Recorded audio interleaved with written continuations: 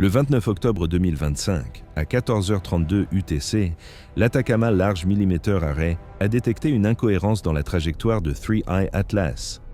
L'objet était situé à 0,59 unités astronomiques du Soleil, à son point le plus proche du périhélie solaire. Les modèles de prédiction standard calculés jusqu'au 28 octobre ont établi les paramètres de trajectoire de référence. Ces calculs ont intégré une modélisation gravitationnelle tenant compte avec précision de la masse solaire, de la distribution de la masse de la couronne solaire et de l'influence gravitationnelle des 8 planètes. La prédiction de référence plaçait 3I Atlas à une distance de 0,591 unités astronomiques du Soleil au moment précis de l'observation par ALMA. La position réelle mesurée par la télémétrie ALMA plaçait l'objet à une distance de 0,587 unités astronomiques. La différence mesurée était de 4000 km en distance absolue, ce qui se traduit par un écart angulaire de 4,0 secondes d'arc sur l'arc d'observation. À titre de référence, une seconde d'arc représente un 3600e de degré. L'amplitude de l'écart est faible en termes angulaires, mais énorme en termes de précision de position, compte tenu de la distance impliquée. L'importance de cette mesure réside dans les marges d'incertitude établies pour la prévision de trajectoire à des distances éloignées de la Terre. L'incertitude de mesure standard pour les observations ALMA d'objets situés à 1,2 unités astronomiques de la Terre est d'environ 0,08 secondes d'arc. L'incertitude de modélisation théorique pour les effets gravitationnels à ces distances solaires ajoute une incertitude supplémentaire d'environ 0,1 seconde d'arc. Les marges d'incertitude combinées établissent une prévision de base de l'amplitude de la déviation d'environ 0,18 secondes d'arc. La déviation observée de 4,0 secondes d'arc représente une amplitude 22 fois supérieure à l'incertitude combinée de la mesure et de la modélisation. Lorsque l'écart dépasse les marges d'incertitude d'un facteur 22, il est classé comme statistiquement anormal. Une anomalie statistique indique que l'écart ne peut s'expliquer par des erreurs cumulées et des incertitudes de mesure. L'écart représente un changement physique réel par rapport à la trajectoire prévue plutôt qu'un artefact d'observation. Le mouvement observé de 3I Atlas contredit les prédictions de la physique gravitationnelle avec une marge mesurable qui ne peut être attribuée à une erreur de calcul. Le calcul de la vitesse dérivée du changement de position révèle le problème fondamental. Les objets cométaires standards suivent des trajectoires déterminées entièrement par la force gravitationnelle solaire et les conditions initiales de la trajectoire. À une distance périhélique de 0,59 unités astronomiques, l'accélération gravitationnelle solaire sur un noyau de 3 kg est égale à environ 6,0 cm par seconde carrée. Cette force gravitationnelle maintient l'objet sur son orbite elliptique. Toute accélération supplémentaire nécessite une source de force supplémentaire. L'écart de position de 4000 km observé sur une période d'observation de 18 heures nécessite une accélération. À l'aide d'équations cinématiques, l'accélération requise est calculée à 83 mètres par seconde carrée. Cela équivaut à 8,4 fois l'accélération gravitationnelle à la surface de la Terre. Un objet ne peut pas subir une gravité 8 fois supérieure à celle de la Terre à cause de la sublimation cométaire à cette distance du Soleil. L'amplitude d'accélération requise dépasse de 1600 fois la force gravitationnelle que le Soleil exerce sur l'objet. Le Jet Propulsion Laboratory de la NASA a reçu la transmission des données brutes ALMA à 15h46 UTC le 29 octobre. Le paquet de données comprenait non seulement les mesures de position, mais aussi la télémétrie de vitesse, les informations de synchronisation, les données d'étalonnage et les caractéristiques des signaux bruts.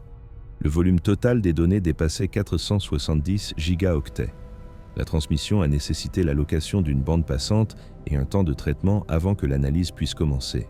Cependant, le JPL dispose d'une infrastructure de traitement spécialisée spécifiquement conçue pour l'analyse rapide des données astronomiques anormales. Le protocole standard pour les écarts de trajectoire dépassant l'incertitude normale établit une fenêtre d'analyse de 4 heures.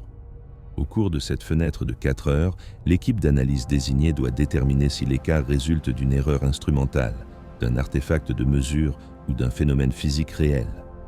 Le protocole exige une évaluation écrite répondant à 3 questions spécifiques. Premièrement, quel est le niveau de confiance dans l'exactitude de la mesure?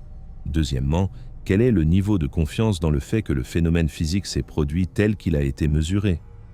Troisièmement, Quelle est l'évaluation préliminaire du mécanisme physique expliquant le phénomène? L'équipe d'analyse de trajectoire du JPL s'est réunie immédiatement après réception des données. L'équipe comprenait 6 spécialistes chevronnés en trajectoire et 2 chercheurs scientifiques spécialisés en physique cométaire. L'équipe cumulait plus de 120 ans d'expérience en mécanique orbitale et en dynamique du système solaire. L'équipe a commencé par reproduire indépendamment les mesures de l'ALMA à l'aide des algorithmes et des modèles mathématiques propres au JPL. La reproduction indépendante a confirmé avec précision les résultats de l'ALMA. L'écart de trajectoire mesuré était de 4,0 secondes d'arc. Aucune erreur de mesure n'a pu être identifiée. L'équipe a ensuite calculé quel mécanisme serait nécessaire pour produire cet écart. La sublimation standard de la glace d'eau au périhélie produit un taux de libération de vapeur d'environ 200 kg par seconde à partir d'un noyau de 2 km de diamètre. Cette libération de vapeur produit un effet de poussée similaire à celui d'une fusée. Le vecteur de poussée pointe directement dans la direction opposée à la sublimation, loin du chauffage solaire. Les calculs ont montré que l'accélération maximale possible due à la sublimation de la glace d'eau à cette distance du Soleil et avec cette taille de noyau produit une accélération d'environ 0,03 mm par seconde carrée. L'accélération observée nécessitait 83 mètres par seconde carrée. Les modèles de sublimation de l'eau prédisaient 0,03 mm par seconde carrée. La différence représente un facteur de 2,7 millions. Le calcul a démontré de manière catégorique qu'aucun mécanisme connu de dégazage cométaire ne peut produire l'accélération observée. L'équipe d'analyse a consigné cette conclusion dans un document d'évaluation officiel. L'équipe a ensuite examiné d'autres composés volatiles. La glace de dioxyde de carbone, qui compose 32% de la comète 3I Atlas, produit moins de pression de vapeur que la glace d'eau à toutes les températures. L'hydrate de méthane, lorsqu'il est présent dans les noyaux cométaires, produit moins de pression de vapeur que la glace d'eau. L'ammoniac congelé, un autre composé volatile cométaire possible, produit moins de pression de vapeur. Aucun composé volatile connu ne dépasse la pression de vapeur de la glace d'eau avec une marge suffisante pour combler l'écart entre l'accélération prévue et l'accélération observée. L'équipe a calculé l'accélération maximale théorique si chaque molécule à la surface de l'objet était éjectée à 1000 mètres par seconde, ce qui dépasse de loin toute vitesse de sublimation possible. Même dans ce scénario physiquement impossible, l'accélération maximale atteindrait environ 0,9 mètres par seconde carrée. L'accélération observée de 83 mètres par seconde carrée dépasse même ce maximum théorique d'un facteur de 92. Le calcul a démontré qu'aucune physique connue du dégazage cométaire ne peut produire l'effet observé. À 16h22 UTC, l'équipe d'analyse a terminé son évaluation formelle. L'évaluation a documenté la mesure de l'écart, confirmé sa précision, déclaré que l'écart contredit la physique cométaire connue et conclut que la source de propulsion reste non identifiée. L'évaluation représentait une analyse technique honnête d'une mesure véritablement anormale. L'évaluation indiquait clairement que le phénomène mesuré ne peut être expliqué par les mécanismes connus de dégazage cométaire. Cette évaluation a été transmise au directeur du JPL, Richard Muchotsky, à 16h31 UTC. Elle a été simultanément distribuée à 14 chercheurs scientifiques de la division des sciences planétaires du JPL et à l'administrateur de la division des sciences planétaires de la NASA au siège de la NASA à Washington, D.C. La distribution s'est faite par les voies officielles, conformément au protocole standard pour les découvertes anormales. À 17h15 UTC, le siège de la NASA a transmis au JPL l'instruction de préparer une déclaration publique concernant la déviation de la trajectoire. L'instruction précisait que la déclaration devait être publiée dans les 2 heures. L'instruction précisait que la déclaration devait aborder la déviation de la trajectoire d'une manière conforme au protocole de communication établi par la NASA. L'instruction ne précisait pas le contenu de la déclaration concernant l'explication du mécanisme physique. À 17h39 UTC, le responsable de l'information publique du JPL a reçu un projet de déclaration de l'administration. Le projet de communiqué confirmait que la déviation de trajectoire avait été observée et qu'elle résultait d'un calcul de trajectoire affiné intégrant des données de position actualisées. Le communiqué comprenait une phrase indiquant que un dégazage accru au périhélie, conforme au comportement cométaire, expliquait la déviation. Le communiqué ne comprenait aucune analyse quantitative. Le communiqué ne faisait aucune référence à l'amplitude de l'accélération, Le communiqué ne faisait aucune référence à l'incompatibilité avec les modèles de dégazage connus. Le responsable de l'information publique a examiné la déclaration et a relevé une incohérence interne. La déclaration affirmait que le dégazage expliquait la déviation, alors que les documents d'analyse technique interne établissaient que les modèles de dégazage prédisaient une accélération 1 million de fois inférieure à l'accélération observée. Les conclusions techniques internes et la déclaration publique étaient mathématiquement contradictoires. Le responsable de l'information publique a transmis à l'administration du JPL une demande de clarification concernant le contenu de la déclaration. À 18h54 UTC, l'administration du JPL a transmis au responsable de l'information publique l'instruction de publier la déclaration telle qu'elle, sans modification. L'instruction précisait que la déclaration avait été examinée par la direction du JPL et approuvée pour publication. Elle ne mentionnait pas l'incohérence entre l'analyse technique et la déclaration publique. Elle spécifiait uniquement que la déclaration devait être publiée immédiatement. À 19h34 UTC, le 29 octobre, la NASA a publié une déclaration publique confirmant que l'écart de trajectoire de 3I Atlas avait été observé et vérifié par les observations de l'ALMA. La déclaration affirmait que la déviation de trajectoire est compatible avec un dégagement gazeux cométaire accru lors de l'approche du périhélie, et que la NASA continue de surveiller l'objet et n'a identifié aucun phénomène anormal. La déclaration a été diffusée par les canaux officiels de la NASA, transmise aux médias et publiée sur le site web officiel de la NASA. La déclaration publique contredisait directement l'analyse technique du JPL. L'analyse technique établissait que les modèles de dégagement gazeux ne pouvaient expliquer l'accélération observée. La déclaration publique affirmait que le dégazage expliquait la déviation. La déclaration publique a été publiée en même temps que la suppression de l'accès public aux documents d'analyse technique. Le public a reçu l'interprétation officielle des données sans avoir accès à l'analyse sous-jacente, montrant que cette interprétation était physiquement invraisemblable. À 22h03 UTC, le Centre d'astrophysique Harvard-Smithsonian a accédé aux données brutes d'ALMA par le biais de protocoles standards de partage de données entre agences. ALMA rend les données d'observation brutes accessibles au public après une période d'embargo standard de 30 jours. Les données du 29 octobre ont été rendues publiques le 29 novembre. Cependant, les accords de partage de données entre ALMA, l'ESO et les principaux instituts de recherche permettent un accès anticipé à des fins d'analyse scientifique. Le système automatisé d'acquisition de données du centre a reçu une notification indiquant que les données pertinentes avaient été publiées et a automatiquement téléchargé l'ensemble des données brutes. Les systèmes informatiques du centre ont traité les données ALMA à l'aide d'algorithmes identiques à ceux utilisés par le JPL. Les algorithmes ont reproduit avec précision le calcul de la déviation de la trajectoire. La déviation mesurée était de 4,0 secondes d'arc. Le calcul de l'accélération requise reproduisait exactement celui du JPL. L'accélération requise était de 83 mètres par seconde carrée. L'équipe d'analyse du centre a commencé à rechercher des explications possibles. À ce stade, 3 organisations différentes, les observatoires ALMA, le JPL et le Harvard-Smithsonian Center, avaient calculé indépendamment la déviation de la trajectoire et l'accélération requise. Les 3 calculs ont donné des résultats identiques. La déviation de la trajectoire était réelle, l'accélération requise était authentique, aucune erreur de mesure ne pouvait expliquer ces résultats.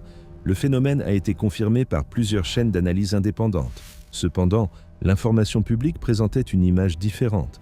La déclaration publique officielle de la NASA affirmait que la déviation de la trajectoire résultait d'un dégazage cométaire standard. L'analyse technique du JPL a établi que cette affirmation était fausse. Les modèles de dégazage prédisaient une accélération 1 million de fois inférieure à celle requise. La déclaration publique officielle était physiquement impossible compte tenu des données techniques. Cependant, le grand public qui recevait la déclaration de la NASA par le biais des médias n'avait pas accès à l'analyse technique établissant cette impossibilité. Le système de gestion de l'information avait réussi à compartimenter l'information. Les spécialistes techniques du JPL comprenaient que la déviation de la trajectoire contredisait les lois physiques connues et que la source de propulsion restait inexpliquée.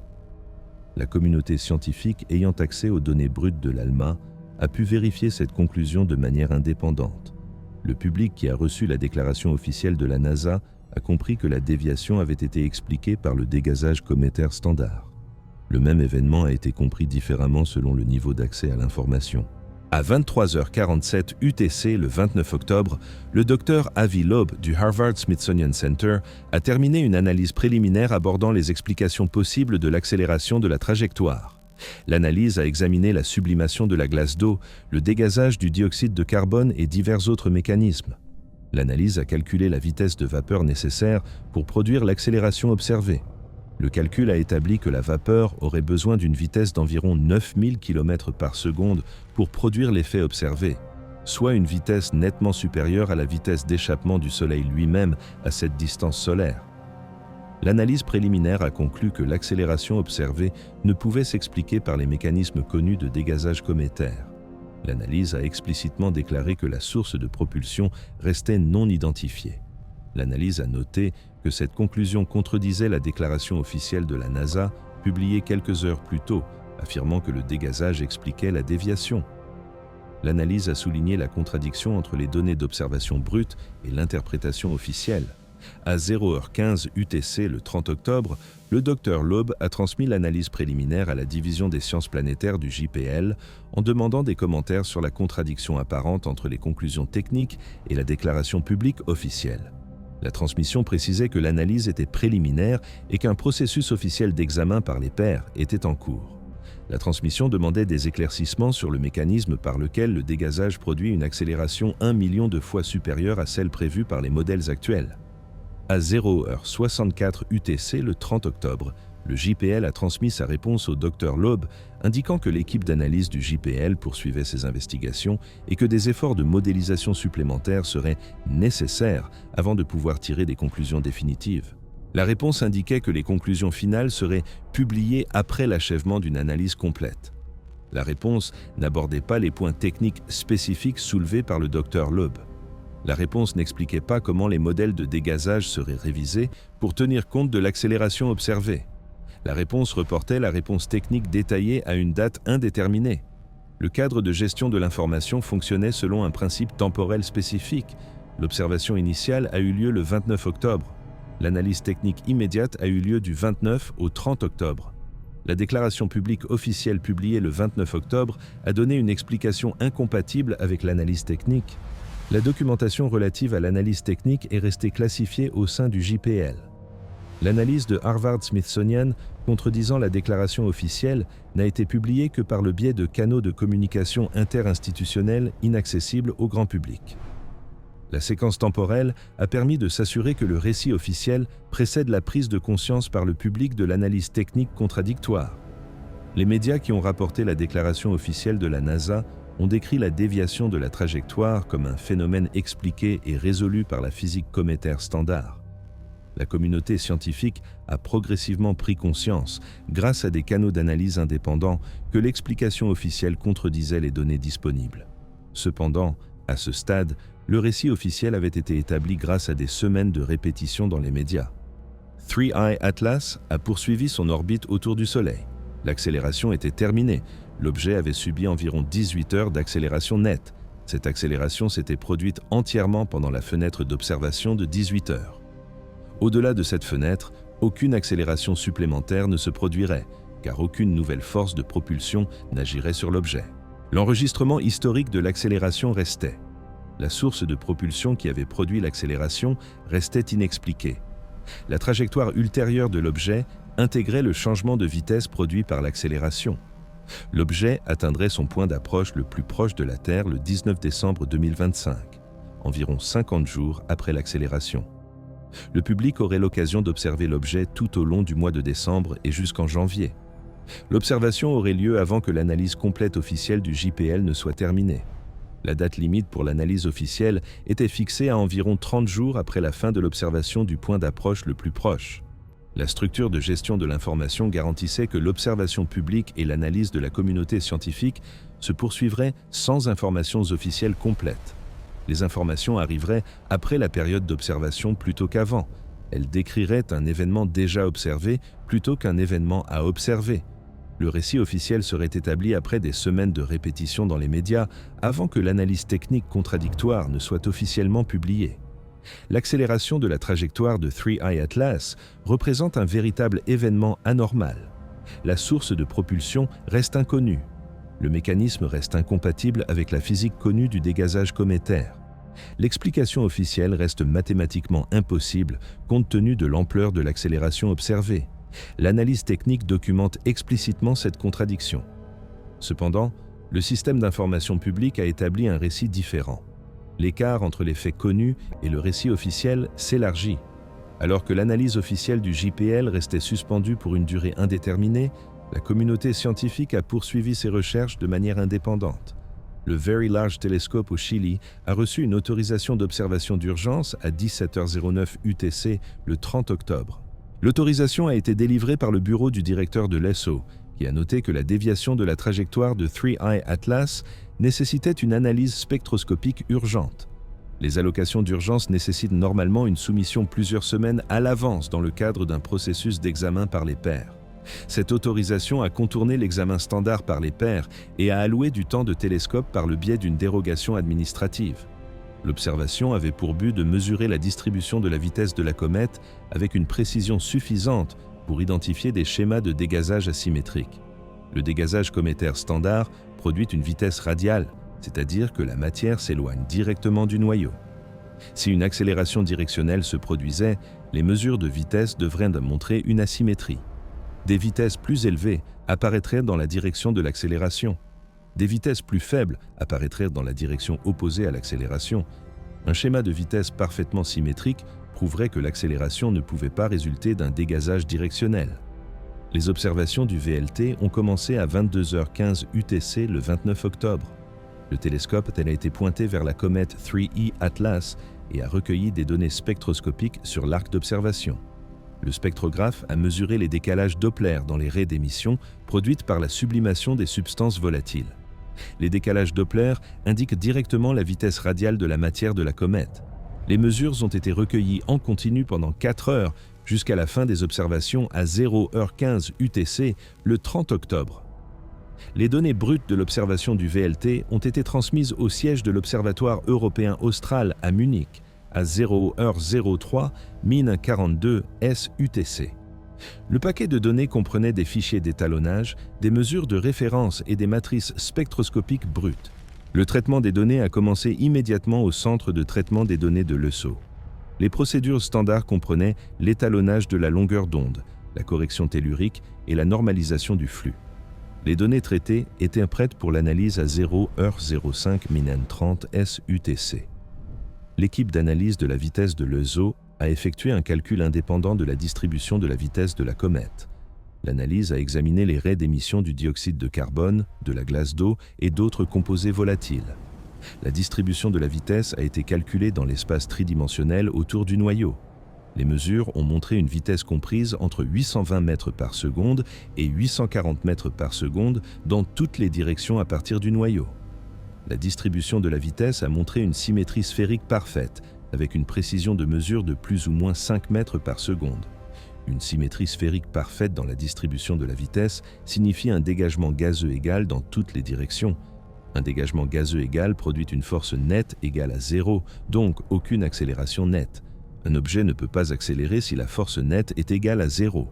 La physique newtonienne le prouve mathématiquement. Les mesures de vitesse du VLT ont démontré que si une accélération s'était produite, elle n'aurait pas pu résulter du dégagement gazeux de la comète. L'accélération et la distribution de la vitesse sont des phénomènes qui s'excluent mutuellement. Cette conclusion figure dans le rapport technique de l'ESO achevé à 0h77 UTC le 30 octobre.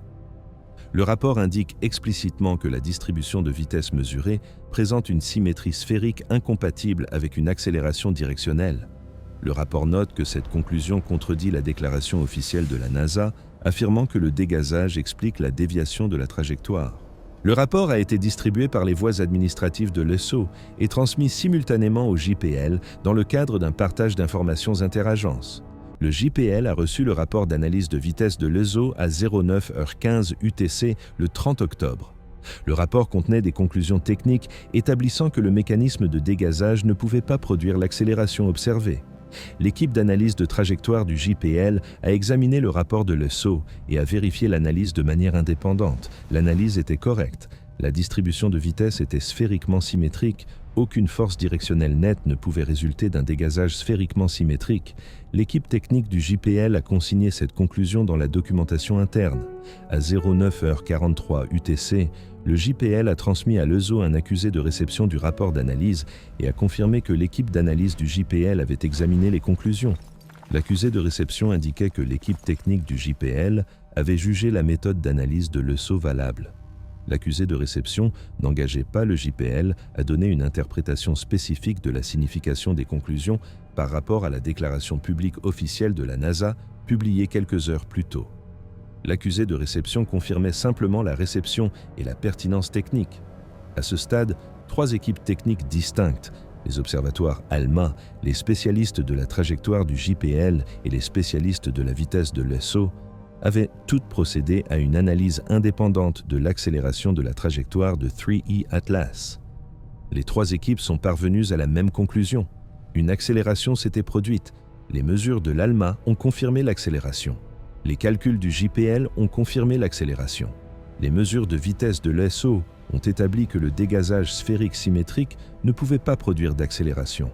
Les preuves étaient accablantes et cohérentes dans toutes les chaînes d'analyse indépendantes. La déclaration publique officielle de la NASA affirmait que le dégazage expliquait la déviation de la trajectoire. La déclaration officielle a été publiée à 19h34 UTC le 29 octobre.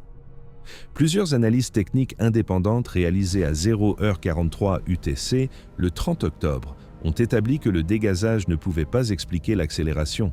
La contradiction entre la déclaration officielle et les preuves techniques était absolue et sans ambiguïté.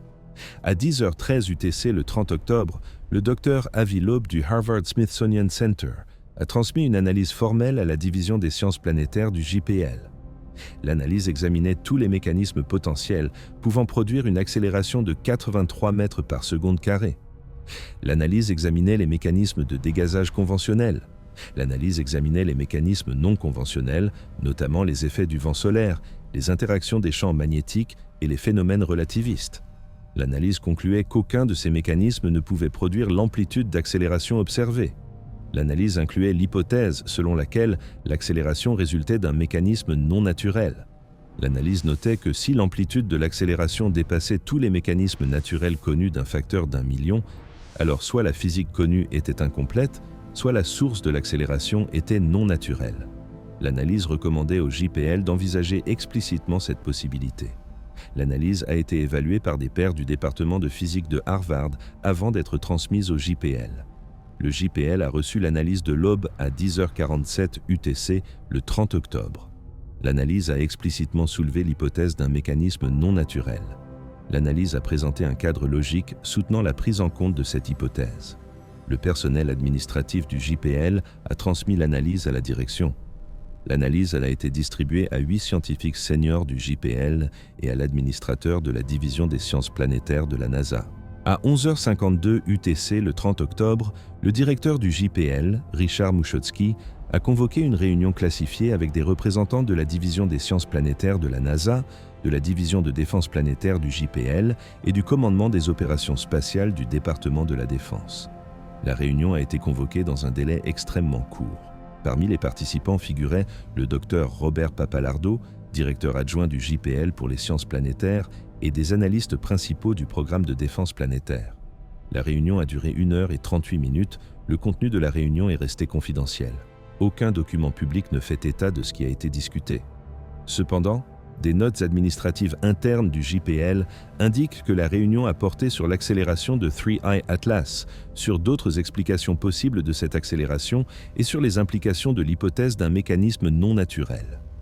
Les notes indiquent que les participants à la réunion ont discuté des protocoles de communication appropriés si la source de l'accélération ne pouvait être identifiée par des mécanismes conventionnels. À 13h15 UTC, le 30 octobre, le JPL a publié une déclaration publique mise à jour. La déclaration reconnaissait qu'un écart de trajectoire avait été observé et qu'une analyse supplémentaire était en cours. La déclaration indiquait que la modélisation complète des effets de la trajectoire nécessite une analyse computationnelle approfondie et que l'évaluation finale serait fournie une fois la modélisation terminée. La déclaration précisait un délai d'environ 90 jours pour la réalisation de l'analyse complète. Ce délai de 90 jours fixait la date limite de l'analyse finale de la NASA à environ le 26 janvier 2026. 3E Atlas atteindrait son point d'approche le plus proche de la Terre le 19 décembre 2025, soit environ 58 jours avant la date limite de l'analyse finale. Le public aurait la possibilité d'observer l'objet pendant 60 jours. L'analyse officielle expliquant le comportement de l'objet serait disponible environ 30 jours après la fin de la période d'observation. Ce calendrier plaçait la publication de l'analyse officielle après la période d'observation publique plutôt qu'avant. L'analyse officielle décrirait des phénomènes déjà observés par le public plutôt que des phénomènes à observer. L'analyse officielle arriverait après que la communauté scientifique aurait mené une analyse indépendante pendant la période d'observation. L'analyse officielle représenterait la réponse institutionnelle finale après des mois d'efforts de recherche individuels. Entre le 30 octobre et le 1er novembre, la communauté scientifique a mené une enquête indépendante. Les données brutes de l'ALMA ont été téléchargées par 47 institutions de recherche aux États-Unis. Les données ont été téléchargées par 93 institutions de recherche à l'échelle internationale. Des équipes d'analyse indépendantes dans des universités au Royaume-Uni, en Allemagne, en France, au Japon, en Australie et au Canada ont commencé leur enquête. Chaque équipe a reproduit indépendamment le calcul de l'accélération de la trajectoire. Chaque équipe a obtenu un résultat identique, une accélération de 83 mètres par seconde carré incompatible avec les modèles de dégazage connus. Au 1er novembre, environ 130 équipes de recherche internationales avaient mené une analyse indépendante de l'accélération de la trajectoire de 3I Atlas. Toutes les équipes sont parvenues à la même conclusion. L'accélération est réelle. L'amplitude de l'accélération dépasse d'1 million de fois les prévisions des modèles de dégazage. La source de propulsion reste inconnue. Ce phénomène contredit la physique cométaire connue. Cette analyse distribuée représente un processus de vérification scientifique informel, mais extrêmement approfondi. La communauté scientifique menait sa propre enquête parallèlement à l'analyse officielle du JPL. La communauté scientifique avait accès aux mêmes données brutes. La communauté scientifique a utilisé les mêmes mathématiques et la même physique. La communauté scientifique est parvenue à des conclusions identiques. L'accélération restait inexpliquée par les modèles conventionnels. Cependant, l'analyse de la communauté scientifique s'est déroulée par des voies informelles. Les articles de recherche publiés devaient faire l'objet d'une évaluation par les pairs et d'une approbation éditoriale, processus qui prenait des semaines, voire des mois. Les serveurs de prépublication permettaient une diffusion plus rapide, mais n'avaient aucune autorité institutionnelle officielle. Les conclusions de la communauté scientifique n'avaient aucun statut officiel. L'analyse de la communauté scientifique contredisait la déclaration officielle de la NASA, mais il n'existait aucun mécanisme officiel pour imposer la reconnaissance de cette contradiction. Le cadre institutionnel officiel fonctionnait différemment. La déclaration officielle de la NASA représentait la position institutionnelle officielle, soutenue par l'autorité et la crédibilité de la NASA. La déclaration officielle avait été communiquée au grand public par les canaux médiatiques établis. La déclaration officielle avait été diffusée par les réseaux d'information gouvernementaux. La déclaration officielle avait été citée dans des sources secondaires et établie comme point de référence pour les discussions ultérieures. L'analyse informelle de la communauté scientifique représentait des connaissances distribuées sans autorité institutionnelle centralisée. Les conclusions de la communauté scientifique circulaient par le biais des réseaux universitaires, des serveurs de prépublication de recherche et des forums scientifiques. L'analyse de la communauté scientifique atteignait un public technique capable d'évaluer les preuves. L'analyse de la communauté scientifique restait largement invisible pour le grand public qui recevait les informations par le biais des médias grand public. Au 1er novembre, 2 récits concurrents coexistaient. Le récit officiel affirmait que la déviation de la trajectoire s'expliquait par un dégagement gazeux cométaire standard. Le récit de la communauté scientifique affirmait que la déviation de la trajectoire contredisait les modèles de dégagement gazeux et que la source de propulsion restait inconnue. Les 2 récits se référaient à des données d'observation brutes identiques. Les 2 récits employaient des principes physiques et mathématiques identiques. Les 2 récits aboutissaient à des conclusions opposées quant à l'explication de la déviation. La divergence entre les récits mettait en évidence un problème d'information fondamentale. Le récit officiel affirmait avoir résolu la question scientifique, tandis que l'analyse technique établissait que la question restait sans réponse. Le récit officiel était soutenu par l'autorité institutionnelle, le récit de la communauté scientifique était soutenu par des preuves techniques. Le public qui recevait les informations des médias était confronté au récit officiel affirmant que la question avait trouvé une réponse. La communauté scientifique, qui avait accès aux données primaires et à l'analyse technique, comprenait que la question restait ouverte. Le 2 novembre 2025, le New York Times a publié un article intitulé « La NASA confirme que le comportement inhabituel de la comète s'explique par un dégazage standard ». L'article citait la déclaration officielle de la NASA comme source faisant autorité. L'article affirmait que la NASA a déterminé que la déviation de la trajectoire de 3I Atlas résultait d'un dégazage accru lors du passage au périhélie, un phénomène standard observé dans de nombreux passages cométaires. L'article ne mentionnait pas que l'analyse technique du JPL avait calculé que le dégazage était insuffisant d'un facteur d'1 million pour produire l'accélération observée. L'article ne mentionnait pas la contradiction entre la déclaration officielle et les conclusions techniques. Le 3 novembre, The Guardian a publié un article intitulé « Une comète interstellaire défie les lois de la physique. Les scientifiques ne peuvent expliquer l'accélération de sa trajectoire ». L'article citait l'analyse du Dr Loeb de Harvard-Smithsonian. L'article présentait des conclusions techniques montrant que les modèles de dégazage ne pouvaient expliquer l'accélération observée. L'article soulignait la contradiction entre la déclaration officielle de la NASA et l'analyse technique indépendante. L'article a été diffusé à environ 8 millions de lecteurs via des plateformes numériques. Les mêmes données d'observation brute ont donné lieu à deux récits différents. La déclaration officielle de la NASA a donné lieu à un récit médiatique dominant affirmant que le phénomène avait été expliqué. L'analyse technique a donné lieu à un récit médiatique alternatif affirmant que le phénomène restait inexpliqué. Le grand public qui reçoit les informations dominantes par le biais des médias traditionnels sera confronté à un seul récit. Le public averti qui suit les sources d'informations scientifiques et spécialisées sera confronté à un récit alternatif. Les mêmes faits d'observation ont donné lieu à deux compréhensions publiques différentes. Cette bifurcation de l'information reflète le principe de gestion de l'information. Les institutions officielles contrôlent l'interprétation des données accessibles au public par le biais des canaux officiels. L'autorité et la crédibilité institutionnelle confèrent un poids considérable à l'interprétation officielle. Cependant, la communauté des spécialistes techniques a la capacité de mener des analyses indépendantes et d'aboutir à des conclusions différentes. Les analyses des spécialistes peuvent toucher un public plus large grâce aux réseaux de communication modernes. Il en résulte un paysage informationnel dual où différents publics reçoivent des interprétations différentes de faits identiques. 3I Atlas a poursuivi sa trajectoire sortante. L'objet est passé du passage au périhélie en octobre à 0,59 unités astronomiques à des positions en novembre à environ 0,85 unités astronomiques du Soleil. L'accélération qui s'était produite au périhélie ne se reproduirait pas. L'objet avait traversé la région du système solaire où l'accélération avait été observée. La trajectoire avait été modifiée de façon permanente par l'accélération. Le mouvement ultérieur de l'objet intégrait de façon permanente le changement de vitesse. Le 4 novembre 2025, les installations ALMA ont effectué des observations supplémentaires de 3I Atlas à une distance prolongée du périhélie. L'objet se trouvait alors à 0,92 unités astronomiques du Soleil.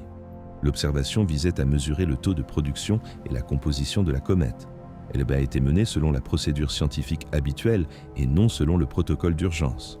Les données ont été traitées et mises à la disposition de la communauté scientifique selon les procédures standards le 5 novembre.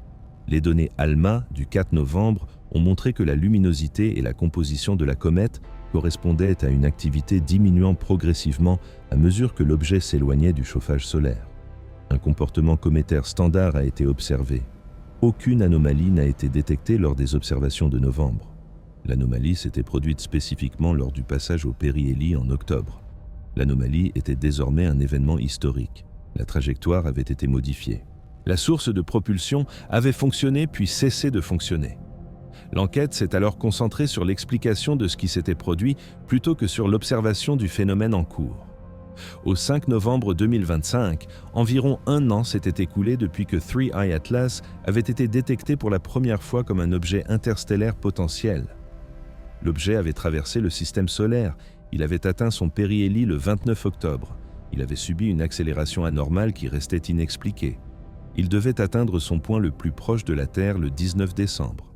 L'objet s'éloignerait progressivement du système solaire interne tout au long de l'année 2025 et jusqu'en 2026. Le système de gestion de l'information avait été mis en place.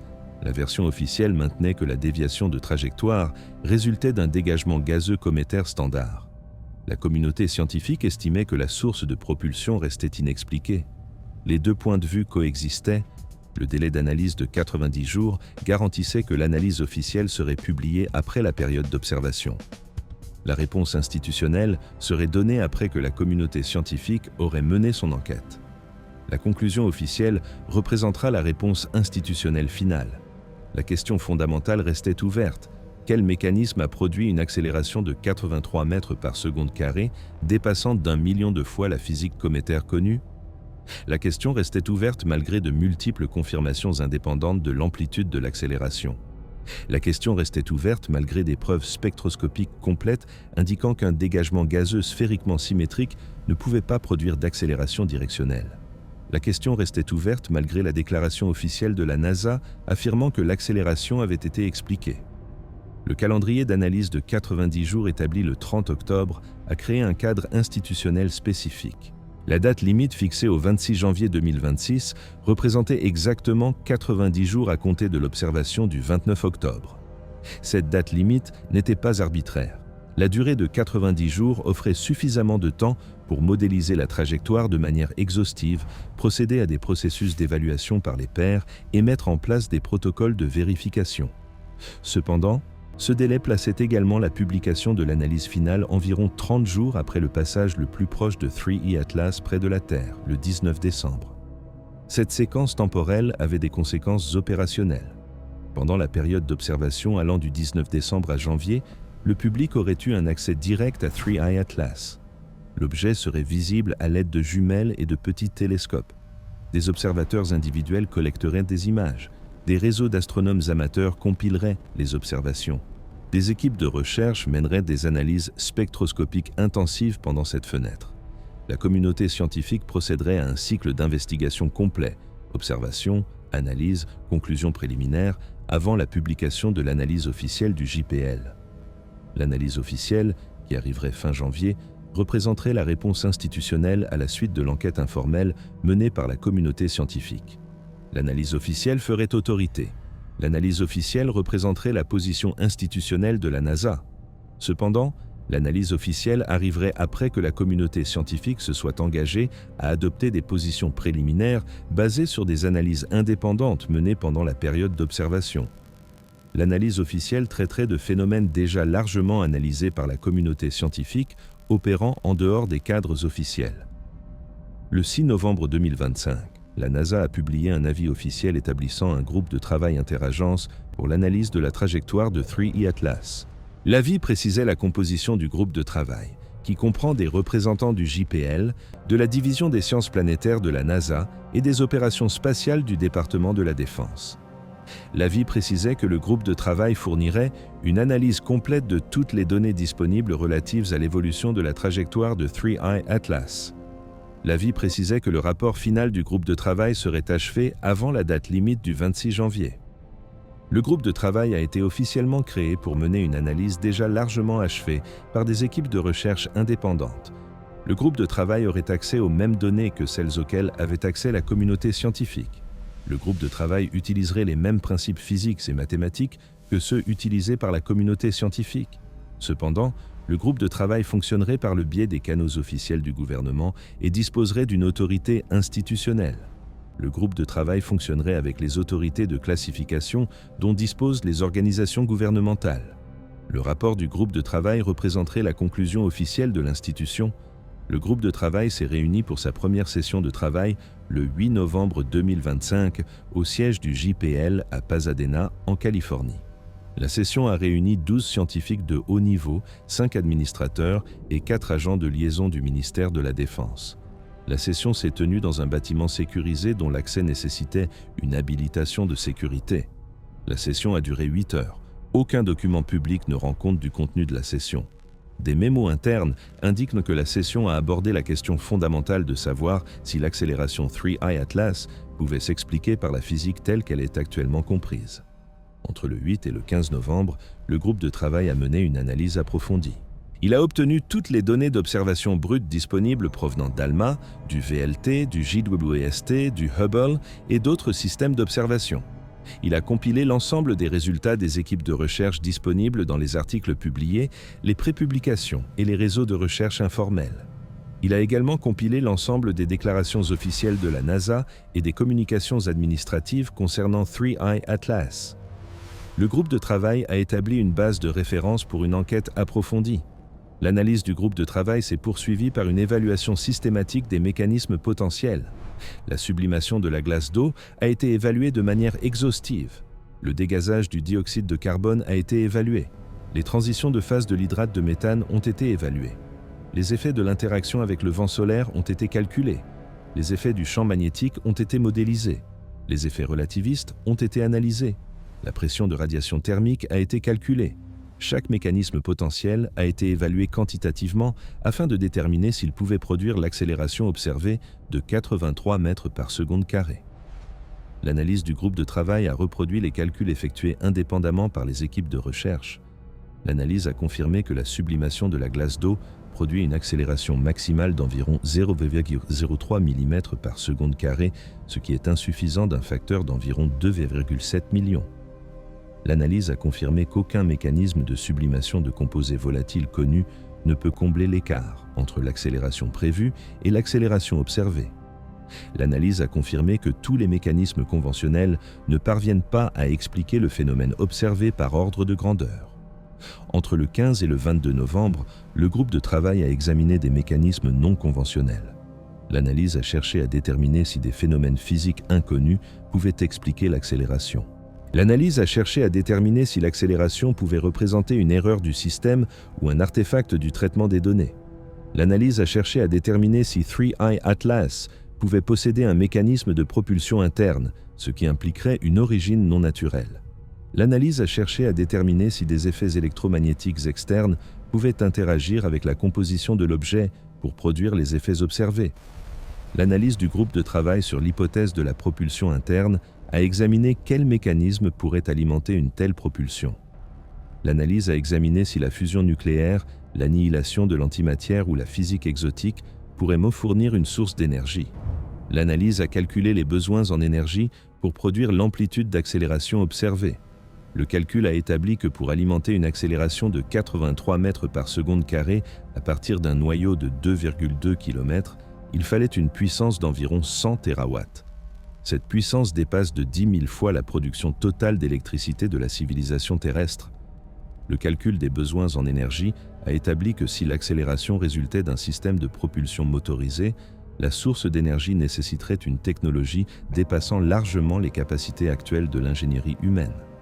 Le calcul n'a pas prouvé qu'une telle technologie était impossible, il a simplement établi qu'une telle technologie représenterait une prouesse technique dépassant de plusieurs millions d'années les capacités actuelles de l'homme sur la base des taux d'accélération technologique. Au 22 novembre, l'analyse du groupe de travail avait examiné tous les mécanismes conventionnels et plusieurs mécanismes non conventionnels. Aucun des mécanismes conventionnels n'a permis d'expliquer l'accélération observée. Tous les mécanismes examinés produisaient une force insuffisante, avec des facteurs allant de 1000 à 1 milliard. L'analyse du groupe de travail avait effectivement réduit les possibilités à deux catégories. Soit la physique connue est fondamentalement incomplète en ce qui concerne les phénomènes cométaires, soit la source de l'accélération est non conventionnelle. Le 23 novembre, le groupe de travail a préparé un résumé préliminaire à soumettre au directeur du JPL, Richard Mouchotsky. Le résumé indiquait que l'analyse complète de toutes les données disponibles et de tous les mécanismes identifiés n'avait pas permis de fournir une explication satisfaisante de l'accélération observée. Le résumé indiquait que l'amplitude de l'accélération observée dépassait de plusieurs ordres de grandeur les prévisions de tous les mécanismes connus. Le résumé indiquait que deux interprétations restaient possibles, soit la physique fondamentale du dégazage cométaire devait être révisée, soit d'autres explications devaient être envisagées. Le résumé préliminaire n'utilisait pas explicitement l'expression « origine non naturelle ». Le résumé employait un langage prudent, indiquant que des explications alternatives devaient être envisagées. Cependant, le sens de cette déclaration était sans ambiguïté. Le groupe de travail avait éliminé tous les mécanismes naturels connus. Le groupe de travail affirmait que les possibilités restantes incluaient des mécanismes hors du champ de la physique naturelle conventionnelle. Le 24 novembre, le directeur du JPL, Muchotsky, a convoqué une réunion d'information classifiée avec la direction du JPL, l'administrateur de la NASA et des représentants du commandement spatial du département de la Défense. La réunion s'est tenue au siège du JPL dans une installation sécurisée classifiée. Elle a duré 3 heures et 42 minutes. Son contenu est resté classifié. Cependant, des mémos internes indiquent que la réunion a porté sur les conclusions préliminaires du groupe de travail et a discuté des protocoles appropriés pour traiter un phénomène que la physique conventionnelle ne pouvait expliquer. À ce stade, en novembre, 3 processus d'analyse parallèles distincts étaient en cours. Premièrement, la communauté scientifique a poursuivi son analyse indépendante à partir des données publiées et des prépublications. L'analyse de la communauté scientifique a été communiquée à des publics techniques et a conclu que la source de propulsion restait non identifiée. Deuxièmement, l'analyse officielle du groupe de travail a progressé par des voies classifiées en vue de la date limite fixée à janvier. L'analyse du groupe de travail a conclu que la physique conventionnelle ne pouvait expliquer l'accélération.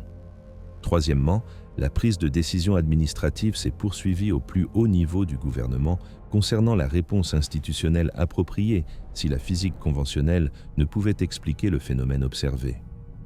Le 25 novembre, 3I Atlas est passé à 0,8 unités astronomiques du Soleil. L'objet se trouvait à 108% de la distance orbitale de la Terre par rapport au centre du système solaire. L'objet s'était éloigné du chauffage solaire intense. L'émission de la comète avait diminué pour atteindre environ la moitié de l'intensité mesurée au périhélie. L'objet restait suffisamment lumineux pour être observé par des télescopes terrestres et étudié par des télescopes spatiaux. La possibilité d'observation restait ouverte. L'objet était scientifiquement actif, mais ne se trouvait plus dans des conditions d'explosion maximale. Entre le 25 novembre et le 1er décembre, la communauté scientifique a diffusé une analyse complète traitant tous les aspects du comportement de 3I Atlas. Plus de 200 articles de recherche traitant de l'accélération de la trajectoire, des propriétés spectroscopiques, de l'analyse de la composition et des mécanismes de dégazage ont été publiés ou placés sur des serveurs de prépublication. Les articles sont parvenus à une conclusion cohérente entre les équipes de recherche indépendantes. L'accélération dépassait de plusieurs ordres de grandeur, les prévisions des mécanismes connus et la source de propulsion restaient non identifiées. Le volume des résultats de recherche a permis d'établir un consensus au sein de la communauté scientifique. Ce consensus ne représentait pas un raisonnement collectif ou un comportement grégaire. Il représentait l'analyse indépendante de plusieurs équipes parvenant à des conclusions identiques par des voies d'analyse distinctes. Ce consensus représentait un processus de vérification scientifique mené en dehors des cadres institutionnels officiels.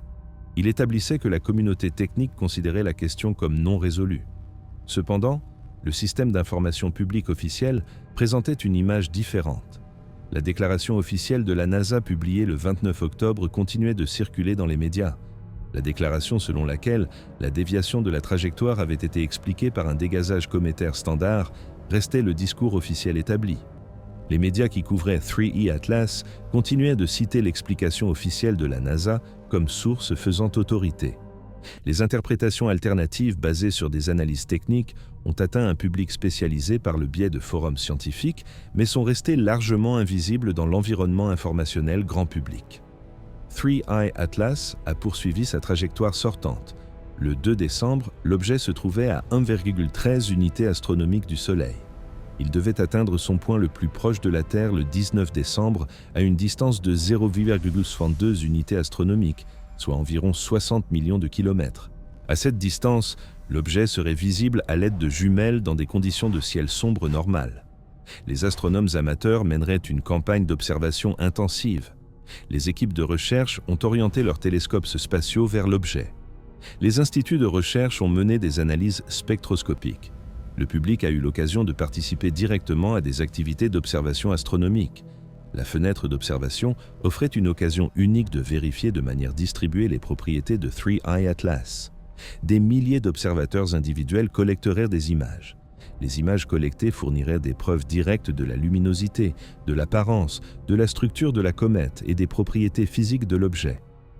Le réseau d'observation distribué générerait une base de données d'observation dont le volume dépasserait celui que pourrait générer un observatoire unique. L'observation se déroulerait en dehors des canaux officiels, sous le contrôle de membres de la communauté amateur et professionnelle intéressés par l'astronomie. Au 1er décembre, les préparatifs de la campagne d'observation étaient bien avancés. Les organisations d'astronomie amateurs avaient distribué des guides d'observation précisant où localiser 3i Atlas dans le ciel à des moments précis. Les protocoles d'observation spécifiaient comment enregistrer la position, la luminosité, l'apparence et d'autres propriétés observables. Les recommandations en matière d'équipement précisaient le niveau d'équipement adéquat pour l'observation. Les réseaux sociaux et les forums d'astronomie ont mis en place des canaux dédiés au partage des observations et à la discussion des résultats. Le réseau d'observation distribué représentait une capacité scientifique informelle. Le réseau fonctionnait en dehors des cadres institutionnels officiels. Il était capable de générer des données d'observation d'une précision comparable à celle des observatoires professionnels pour des objets situés dans certaines plages de paramètres. Le réseau était réparti sur des milliers de sites à travers le monde, offrant une diversité géographique qu'un observatoire unique ne pouvait atteindre. Le réseau fonctionnait à un coût minimal. Il fonctionnait grâce à la participation volontaire. La réponse institutionnelle officielle, délai d'analyse de 90 jours, procédure classifiée du groupe de travail, prise de décision administrative au plus haut niveau, s'est déroulée par les voies officielles, jusqu'à la date limite prédéterminée de janvier. La réponse informelle de la communauté scientifique, analyse indépendante, publication des résultats, préparation d'une campagne d'observation distribuée, s'est déroulée par les voies informelles jusqu'à la fenêtre d'observation de décembre. Les deux processus ont fonctionné en parallèle, largement séparés par les niveaux d'accès à l'information et les structures d'autorité institutionnelles. Le 5 décembre, un groupe de représentants du Congrès a demandé à la NASA de lui fournir des informations sur l'accélération de la trajectoire de 3i Atlas. La demande émanait de membres de la commission de la Chambre des représentants sur l'espace, la science et la technologie. Elle citait les conclusions de la communauté scientifique selon lesquelles l'accélération de la trajectoire dépassait les prévisions des mécanismes connus. La demande indiquait que le Congrès avait besoin de savoir si le gouvernement fédéral disposait d'une explication complète du phénomène observé. Elle précisait que la réunion d'information devait aborder les implications du phénomène pour la planification de la défense planétaire et la compréhension de la physique cométaire. La NASA a reçu la demande du Congrès à 11h37 UTC le 5 décembre. Le protocole standard exigeait que la NASA fournisse un briefing dans les 5 jours ouvrables. Le briefing était prévu pour le 10 décembre dans les locaux du Congrès à Washington, D.C. Il devait réunir des scientifiques chevronnés du JPL, l'administrateur de la division des sciences planétaires de la NASA et des représentants du programme de défense planétaire. Le briefing du Congrès exigeait que les responsables indiquent directement si l'accélération de la trajectoire pouvait s'expliquer par la physique connue. La demande de briefing du Congrès représentait une escalade, passant des questions de la communauté scientifique à la surveillance officielle du gouvernement. Le Congrès avait le pouvoir d'ordonner aux agences fédérales de fournir des informations et des explications. Il pouvait exiger la production de documents, contraindre à témoigner et enquêter sur les opérations des agences fédérales. L'intérêt du Congrès pour l'accélération de la trajectoire de 3i Atlas indiquait que la question avait atteint le niveau d'attention officiel du gouvernement. L'enquête informelle de la communauté scientifique avait atteint un point où les institutions gouvernementales officielles ne pouvaient plus éviter de reconnaître l'existence de cette question. Le 8 décembre, la NASA a organisé une réunion préparatoire à l'intention des responsables qui devaient présenter leur rapport au Congrès. La réunion a rassemblé le directeur du JPL, Richard Muchotsky, l'administrateur de la NASA, Sean Duffy, et des scientifiques de haut niveau qui devaient fournir des informations techniques. La réunion a porté sur les aspects de l'analyse 3i Atlas qui pouvaient être présentés publiquement sans soulever de problèmes de sécurité nationale. La réunion a également porté sur les points techniques qui seraient abordés en réponse aux questions du Congrès. La réunion a porté sur la position officielle à adopter quant à l'explication de l'accélération de la trajectoire. La réunion préparatoire a débattu de la question de savoir si la position officielle reconnaîtrait que l'accélération restait inexpliquée ou si elle continuerait d'affirmer que l'accélération avait été expliquée par des mécanismes connus. Les documents préparés pour la présentation au Congrès comprenaient une analyse technique complète, montrant que les mécanismes connus ne pouvaient expliquer l'accélération observée. Les documents comprenaient les conclusions préliminaires du groupe de travail indiquant que d'autres explications devaient être envisagées. Cependant, le résumé officiel fourni au Congrès serait préparé au niveau administratif sur la base de ces documents techniques. Le résumé officiel pouvait soit reconnaître l'ambiguïté des conclusions techniques, soit présenter une conclusion définitive. La décision administrative déterminerait ce que le Congrès serait informé de la compréhension fédérale du phénomène. Le 9 décembre, la NASA a transmis les documents d'information préliminaires au personnel du Congrès pour examen avant la réunion du 10 décembre. Ces documents comprenaient une analyse technique de l'accélération de la trajectoire, une compilation des données d'observation et une évaluation des explications proposées. Ils contenaient une déclaration explicite selon laquelle la physique conventionnelle ne pouvait expliquer l'amplitude de l'accélération observée. Ils comprenaient également la recommandation suivante: d'autres explications ne doivent pas être exclues tant qu'une analyse plus complète n'aura pas été réalisée. L'expression « les explications alternatives ne doivent pas être exclues » était une formulation diplomatique soigneusement choisie. Elle n'affirmait pas que les explications alternatives étaient correctes, mais seulement que la possibilité d'explications alternatives n'était pas exclue. Elle laissait ouverte la possibilité que des explications extérieures à la physique conventionnelle puissent être pertinentes, sans s'engager sur une explication alternative spécifique. Le personnel du Congrès a examiné les documents d'information le 9 décembre. Il comprenait des physiciens, des ingénieurs et des analystes politiques ayant les connaissances techniques suffisantes pour comprendre ces documents. Le personnel a immédiatement reconnu que les documents indiquaient que l'accélération de la trajectoire ne pouvait être expliquée par la physique connue. Le personnel a reconnu que les documents indiquaient que l'analyse officielle fédérale avait conclu que la physique connue était insuffisante pour expliquer le phénomène observé. Le 10 décembre, une réunion d'information du Congrès a eu lieu à 14h45, heure normale de l'Est. La réunion était classée « secret ». Des représentants du JPL et de la Division des sciences planétaires de la NASA ont présenté une analyse technique. Les représentants du Congrès ont posé des questions sur la possibilité d'expliquer l'accélération de la trajectoire par la physique connue. Les responsables de la NASA ont répondu qu'une analyse complète était en cours et que les conclusions finales seraient présentées une fois l'analyse terminée. La réponse du Congrès a évité de reconnaître explicitement que les lois physiques connues ne pouvaient expliquer l'accélération. La réponse a reporté la conclusion définitive à la date limite de janvier, lorsque l'analyse du groupe de travail serait terminée. Cependant, les représentants du Congrès disposaient de documents d'information indiquant explicitement que les mécanismes connus ne pouvaient expliquer l'accélération observée. Les représentants du Congrès ont compris que la réponse officielle évitait de reconnaître explicitement ce que l'analyse technique avait établi. Le 10 décembre, le cadre institutionnel officiel du gouvernement avait implicitement reconnu que l'accélération de la trajectoire restait inexpliquée par les lois physiques connues. Le Congrès avait demandé des explications. Les documents d'information du Congrès indiquaient qu'aucune explication n'était disponible. La position officielle reportait la conclusion finale à la date limite de janvier. Ce report était diplomatique mais efficace. Il prolongeait la période d'incertitude pendant la fenêtre d'observation et au-delà du passage le plus proche de la Terre en décembre. Le 11 décembre, 3I Atlas est passé à 0,7 unités astronomiques du Soleil. L'objet était à 9 jours de son approche la plus proche de la Terre. L'intensité des observations a considérablement augmenté. Les réseaux d'astronomie amateurs ont signalé que des milliers d'observateurs amateurs dans le monde entier effectuaient des observations nocturnes. Des équipes de recherche professionnelles ont orienté des télescopes spatiaux et des observatoires terrestres vers l'objet. La collecte de données a atteint une intensité sans précédent pour l'observation d'objets interstellaires. La campagne d'observation a généré un volume massif de données. Les images fournies par des milliers d'observateurs ont permis d'établir une documentation photométrique complète. Les observations spectroscopiques réalisées à l'aide de télescopes professionnels ont permis d'effectuer une analyse complète de la composition de l'objet. Le réseau d'observation distribué a généré une base de données scientifiques dont l'analyse complète prendra des années. La campagne d'observation s'est déroulée avec succès grâce à la participation bénévole de la communauté astronomique mondiale. 3I Atlas a atteint son point le plus proche de la Terre le 19 décembre 2025 à 14h32 UTC. L'objet est passé à une distance minimale de 0,62 unités astronomiques, soit environ 93 millions de kilomètres.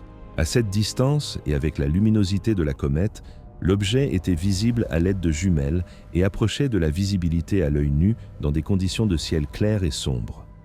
L'observation a atteint son apogée le 19 décembre, avec des milliers d'observateurs positionnés dans le monde entier pour observer le passage. Le passage au plus près a représenté le point culminant d'une période d'observation qui s'est étendue de la détection initiale en juin jusqu'au 19 décembre. Au cours de cette période de 6 mois, 3i Atlas a offert une occasion sans précédent d'étudier un objet interstellaire. L'objet a démontré des propriétés incompatibles avec les modèles cométaires connus. Il a subi une accélération qui dépasse les explications physiques connues.